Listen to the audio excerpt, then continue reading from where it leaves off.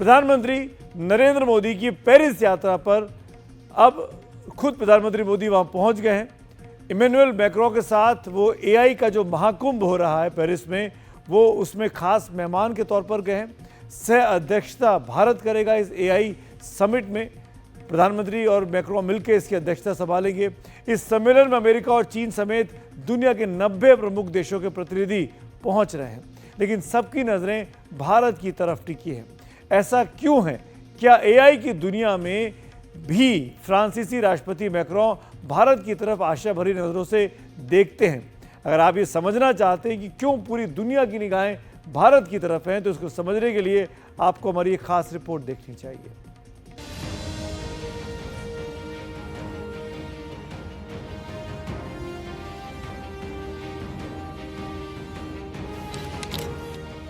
विमान की तरफ बढ़ते प्रधानमंत्री नरेंद्र मोदी के कदम दुनिया के दो ताकतवर देशों के मजबूत रिश्तों की तरफ भी बढ़े कदम हैं। एक तरफ फ्रांस है, दूसरी तरफ अमेरिका है।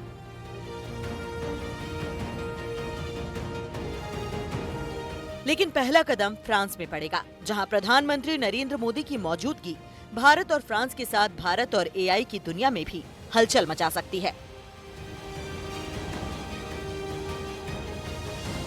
फ्रांस और भारत के संबंध बहुत मजबूत है। आपको याद है वो दोनों को चेयर हैं इंटरनेशनल सोलर अलायंस के, Coalition for Disaster Resilient Infrastructure के। फ्रांस के पास प्राकृतिक साधन नहीं है, पर टेक्नोलॉजी बहुत जबरदस्त है और फ्रांस भी ये समझ गया है। जब से मैं वहां पोस्टेड था, मेरी पहली पोस्टिंग थी 1975, 76, 77 में। उस वक्त भी फ्रेंच लोग कहा करते थे कि भविष्य के लिए भारत की दोस्ती के बिना फ्रांस कुछ नहीं करेगा। वो मार्केट देखते थे।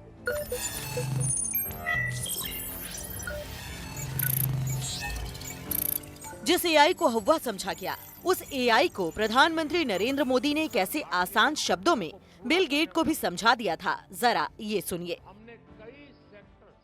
हमारे देश में माँ को आई बोलते हैं, माता को बहुत से राज्यों में भाषा बोलते आई। अब मैं कहता हूँ हमारे यहाँ बच्चा पैदा होता है तो आई भी बोलता है, एआई भी बोलता है। वो इतना एडवांस हो गया है।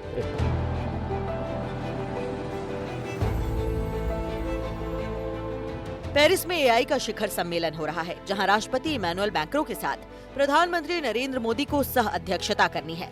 इससे आप समझ सकते हैं कि एआई शिखर सम्मेलन में भारत की अहमियत कितनी बड़ी है।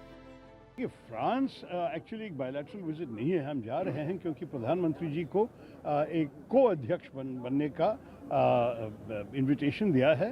वो लोग एआई के ऊपर, आर्टिफिशियल इंटेलिजेंस जो कहते हैं, एआई के ऊपर एक बड़ा समिट है, बहुत बड़ा मीटिंग है। प्रधानमंत्री, हमारे प्रधानमंत्री को इतना महत्वपूर्ण भूमिका दिया इसमें, तो बहुत अच्छी बात है हमारे देश के लिए, क्योंकि एआई तो अभी देश, पूरा दुनिया को बदल रहा है।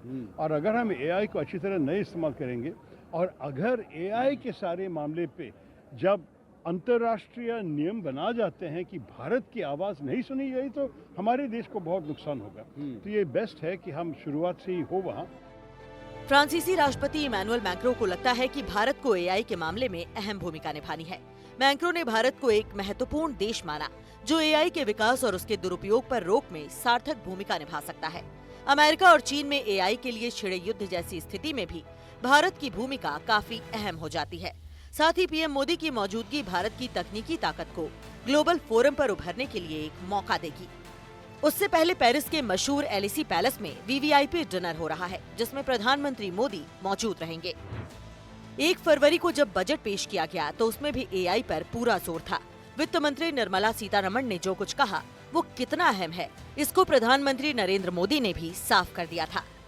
मेरे लिए सिंगल एआई नहीं है, डबल एआई। भारत की डबल ताकत है। एक एआई आर्टिफिशियल इंटेलिजेंस, दूसरा एआई एस्पिरेशनल इंडिया।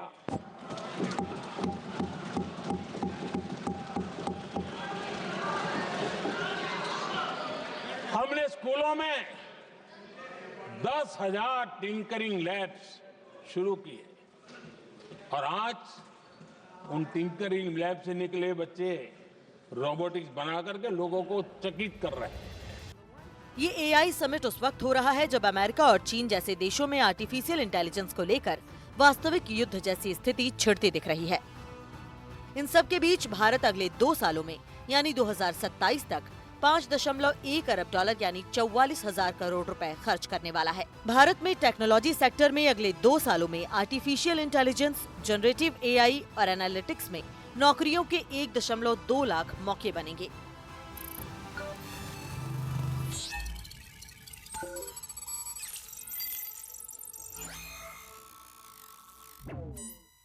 जो दुनिया के बिजनेस लीडर हैं उनका हिंदुस्तान के इनोवेशन के अंदर बहुत ज़्यादा विश्वास है।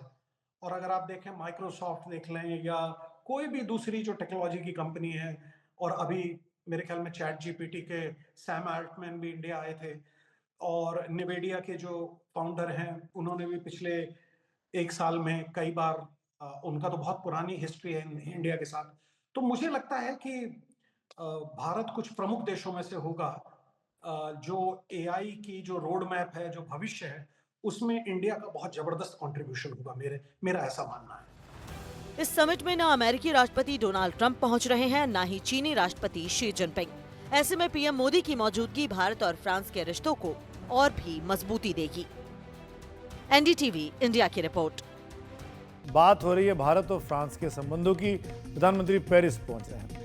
अब हम आपको दिखाते हैं कि अगर भारत अगले 2 साल में भी एआई की दुनिया में 1,20,000 नौकरियां पैदा करने का दम रखता है और इस पर हजारों करोड़ खर्च करने की तैयारी में है, तो ऐसा क्यों है? एआई की दुनिया में भारत की ताकत को आप दुनिया की बड़ी कंपनियों के सीईओ की जुबानी समझिए। ओपन एआई के सीईओ सैम अल्टमैन का कहना है कि भारत एआई के लिए दूसरा सबसे बड़ा बाजार है दुनिया भर में। गूगल के सीईओ सुंदर पिचाई ने कहा है कि भारत एआई के क्षेत्र में दुनिया का नेतृत्व कर सकता है। माइक्रोसॉफ्ट के सीईओ सत्या नडेला ने कहा है कि एआई की दुनिया में अपार संभावना कहीं है तो वो भारत में है। एनवीडिया के सीईओ जेनसन हुआंग का कहना है कि भारत में एआई के क्षेत्र में वैश्विक नेता बनने की पूरी क्षमता है। वहीं आईबीएम के सीईओ अरविंद कृष्ण का कहना है कि भारत बहुत तेजी से एआई के क्षेत्र में वैश्विक नेता बनने की ओर अग्रसर है। इसीलिए कहा गया कि एआई भारत के लिए आने वाले वक्त में एक बहुत बड़ी कामयाबी की कहानी लिख सकता है।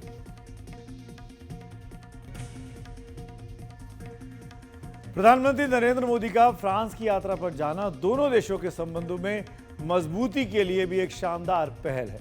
फ्रांस उन चुनिंदा देशों में शामिल है जिसने हमेशा से भारत का साथ दिया है। 1964 में भारत का पहला अंतरिक्ष समझौता फ्रांस के साथ हुआ था। 1974 में जब भारत ने पहली बार परमाणु परीक्षण किया था तो वो फ्रांस की मदद से हुआ था। 1982 में जब भारत ने तारापुर न्यूक्लियर प्लांट को विस्तार देना चाहा तो उसके लिए यूरेनियम सप्लाई भी फ्रांस ने ही की थी। और 1983 में ही फ्रांस और भारत ने तय किया था कि दोनों द्विपक्षीय नौसैनिक अभ्यास शुरू करेंगे। वो अभ्यास जारी है।